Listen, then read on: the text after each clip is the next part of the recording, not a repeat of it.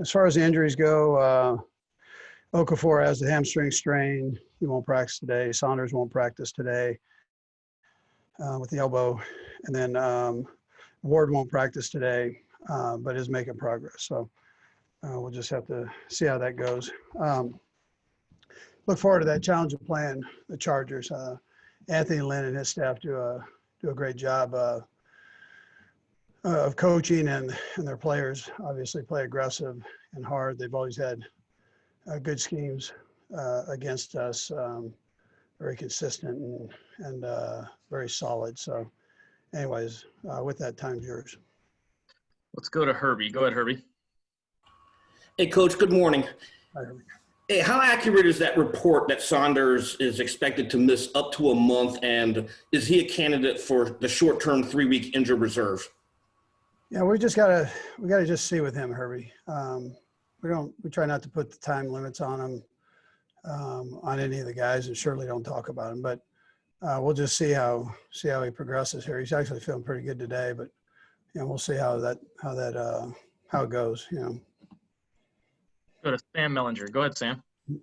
Hey, Andy. I was just curious, especially in short yardage situations with Edwards-Helaire and some of that physicality up front that you were talking about the other day. I'm just wondering if you feel as a play caller, you just have more options, that there's more different things you can do in those situations. Well, listen, we've been blessed with good backs, so we've been fortunate there. So, listen, I don't want to take anything away from the kid because he's an exciting player. That's a little bit of a loaded question how I answer that. But I would tell you that he's got flexibility is what he has, and that part's a positive for him. He can run, he can catch, he can do all the things he needs to do. And it doesn't really matter it doesn't really matter the down and distance for you. Go to Pete Sweeney. Go ahead, Pete. Coach, Joey Bosa signed the extension in the offseason, and this past week he looked like the best player on the field for the Chargers. How much attention does he command, and what are some of those conversations like with Andy Heck and that crew? Yeah, well, listen, we respect the heck out of him, and no pun intended, and 54 is not bad either. He's been doing it a long time, and he doesn't look like he's slowed down at all. Yeah, they've added some new additions.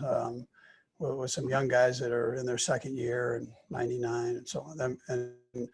And their inside technique, Jones just keeps getting better and better every year he has a chance to play. So and then they brought in Lendl, who is a big human being in there and hard to move. So they're fully loaded up front. They have a great scheme, and then they've got real good players. And so, and listen, he's one of the best in the National Football League. Yeah. Go to Karen Kornacki. Go ahead, Karen. Hi, Coach. Hi, Karen. How different are they without Phillip Rivers? Well, Tyrod, I have a ton of respect for him. I had a chance to coach him in the Pro Bowl, and I sure liked him, and he's got a real good feel for things. So Phillip had a great career there. I mean, phenomenal career there. And but again, they're on to this new thing, and he does things that Phillip can't do, and Phillip, does things that maybe aren't Tyrod's best thing. But I know he's a heck of a quarterback, and he can do a lot of things with the football. Most of all, he's smart, and he has a good arm. Go to Blair Kirchhoff. Go ahead, Blair. Andy, I think we're going to talk to L'Jarius Sneed a little while. Just how about breaking down his first game as an NFL player? Yeah, so I think I was asked that the other day, but he did some real good things. He'll be tested this week. They've got good big wide receivers and physical kids, and be another look for him. So they'll have to adjust to. Every week will be great for him as he goes. But for your first time out, heck, he had an interception and made some nice plays on the ball, and I'd say it was a positive performance. And he'll learn that every week you've got to do that. So he's got to make sure he prepares himself right this week, just like he did for the Texans, and then he'll have to do it the next week, and that's how it works here. So all that's an adjustment period for him as he gets used to that. Go to Sarin Petro. Go ahead, Sarin. Coach, I'm curious, how important is it that you just talked about Tyrod Taylor, just kind of a follow-up to him, that a coach have a quarterback that plays his style, right? I mean, I know your job is to morph to whoever you have, but every coach kind of has their core fundamental philosophies. And Anthony Lynn, this seems like, and we got a little glimpse under the covers, right, with the Hard Knocks series and kind of how he worked with him. This seems to be like a good fit for him. How important is that for coach and core? To be a reflection of what the coach wants his team to be? Yeah, I think Anthony's probably enjoying working with him. He's smart and he's, he understands the offense he's in, and you're not going to find any blips in his ability to prepare for a game. So all those things that a coach likes, I think Tyrod gives them. And I know Anthony, I'm sure he likes. I'm not going to speak for him, but I'm sure that he, that he likes him. Go to Matt Derrick. Go ahead, Matt. Hey, Coach, there's a couple of new roster wrinkles this year with the ability to protect up to 4 practice squad players a week and then to be able to bring up 2 practice squad players on game day if you need them. Curious, what's the organization's philosophy between you and Brad as far as whether you will protect guys each week and how many? And with protecting Braxton Hoyt this week, could that be an indication that you might be considering having him up this weekend? Well, you just make sure that you cover all the bases, and Brett does a good job with that. I let him take care of all that. So, but I mean, we'll use it the way we feel like we need it. It might not be the same as everybody else, but But Brett's he'll have a good feel on who and when to use that. Looks like we've got 3 more hands up. We'll go Darren, Steve, and then Sarin to close it out. Go ahead, Darren. Darren, I think your sound. Yeah, thank you. Coach, a couple of things. Obviously, on last Thursday, nobody's really talked about it, but you all only had 1 penalty, and I believe that was a false start penalty. No training camp, lack of training camp and lack of preseason games. What do you speak to the fact that you only had that 1 penalty? And then second, obviously, Troy Vincent sent down the memo about the mask. Have you figured out what you want to do this Sunday?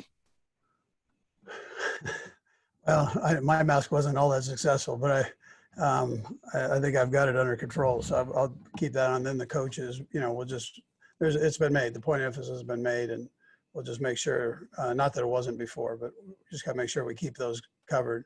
Sometimes it's hard to hear in the microphone, so we got to work through that, in particular when you're talking to the players in the headset. But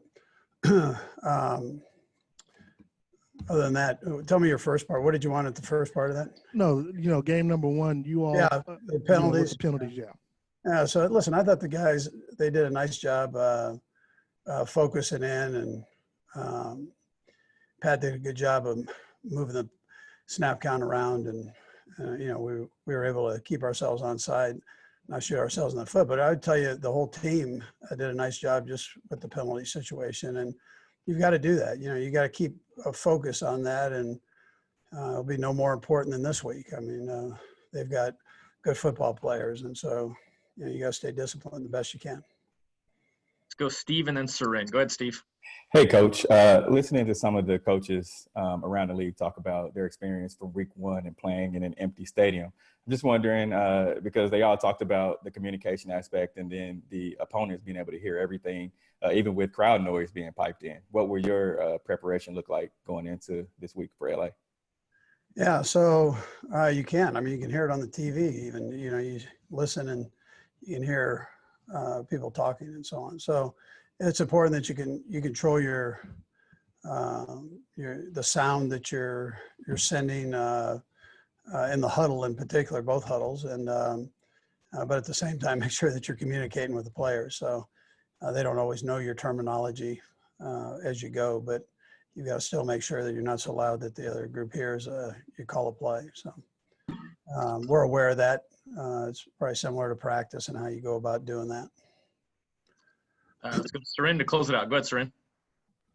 Coach, I know I've asked you a number of questions about 4th down in the past. You had one in this game. I'm curious, as you go back and reflect, when you win as decisively as you guys did and were in control for so long in the game, it maybe gets lost in the shuffle, but that was a decision you made on your side of the field early in the game and trailing. Can you just expand upon what what the conversation was and why that was the right time to go for it? Yeah, well, listen, that's one that could go either way, Seren, and you know that. So you don't get it, then you don't look so good. But I just felt like we needed to do that there, and I thought we had a good play, and so we ended up doing it. I'm not going to tell you that we do that every week, but we're going to try to stay as aggressive as we can on fourth downs. We've been pretty good at that over the years, and but anyways, I just felt that was a subjective decision on my part, right or wrong. But I thought it was if you talk to stat people, analytics people, they tell you it's the right thing. If you talk, you talk to other people, they might tell you something different. But I just felt in my gut that that was the right thing to do.